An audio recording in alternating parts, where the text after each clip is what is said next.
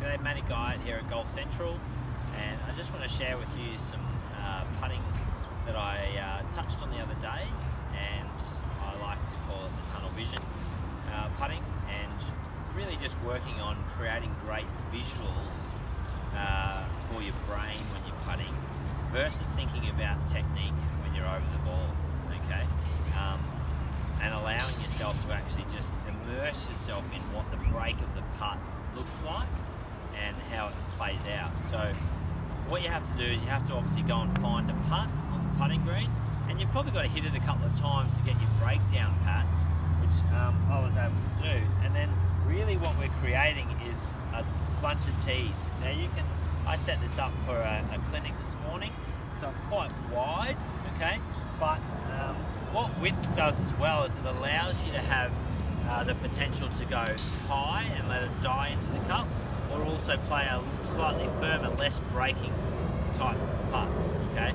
And everybody likes to putt differently. You've all got people who are aggressive, so they take break out of the equation, and then some people like to play a little higher line where we just are rolling the ball in the cup because, you know, maybe they don't like to have that 3-footer coming back or 4-footer coming back, but the slightly more aggressive putter is okay to bang in, okay? So allowing yourself a little bit of space with your tunnel is not a bad thing. You can also make it really super narrow and narrow your focus and get yourself really visual. Now what you'll find is when you take this out onto the golf course, you obviously can't set up all the tees, but you'll start seeing your putt and start visualizing your line of tees and really just start hitting it down your line of tees. What that does is it takes away the feelings of the putting stroke itself and allows you to actually just putt to your tee line, okay? And putt to your vision, putt to your tunnel, you know, that makes the ball go into the hole. And you'll start to also see where the ball should be entering the hole based on the speed that you're putting. So for this hole, for example, if we think of it as a clock, which is 6 o'clock at the very front center, 12 o'clock direct opposite back of the hole, 3 o'clock and then 9 o'clock to the left, okay? If we're thinking of the hole that way, when we look at this putt, I would expect that this putt should be going in somewhere around the 4 to 5 o'clock point of the hole, okay? Because it's a breaking putt from the right-hand side.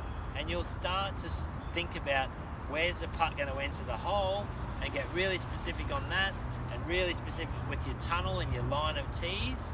So instead of thinking about putting stroke and instead of thinking about how on earth am I going to do this or how far back should I take my putting stroke, any of that stuff, you actually just get immersed in the putt itself, okay? And you can go ahead and hit the putt. Now, the beauty of this putting drill as well, with a whole bunch of tees, is that you can work your way along the line and actually putt from some different lengths from the same setup as well. So you can go all the way up to the front and actually putt from each line of tees all the way back, okay? So you can step ladder your way all the way to the back of the tunnel, okay? And subsequently you can make it longer as well, obviously. So you can work your way all the way up. At this point in time, the ball's here. I'm using some of these black and white balls to help see the roll of the ball as well. Very, very good little training aid. But once we're set up, all you have to do then really is just feel putting stroke, hit it down the line. Fraction too hard, hence it didn't quite break into the space that I wanted to, okay?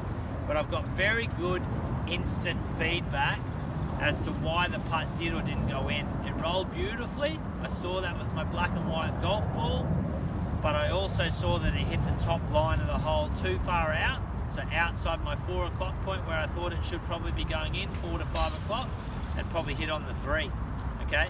So it means it's got too much speed if I have chosen the right break for this putt, which I know I have because I've tested it out this morning, okay? So there's instant feedback that it was a little bit too firm, hence it didn't break as much, it didn't go in, okay? So constantly working up and down the line, working your different lengths of putt, and it just helps you to take that out onto the golf course and really have great vision for the putts that you're trying to hit.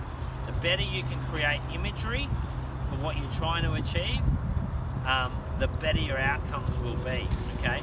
If we're thinking through the left side of the brain and thinking analytical and how do I do this, what do I have to do, where does my stroke need to go, it needs to stay low, it needs to stay low, it needs to go high, whatever, it needs to fan open, fan close. Another plane, I'm right on the plane flight line today, but you need to be thinking away from the analytical and more into the visuals, okay? And using the right side of your brain and creating great pictures and just playing to those pictures, you know?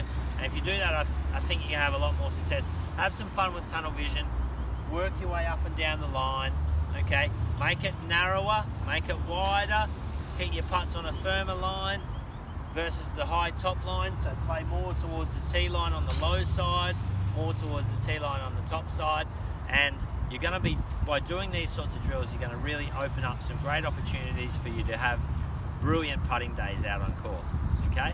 So anyway, that's just my thoughts.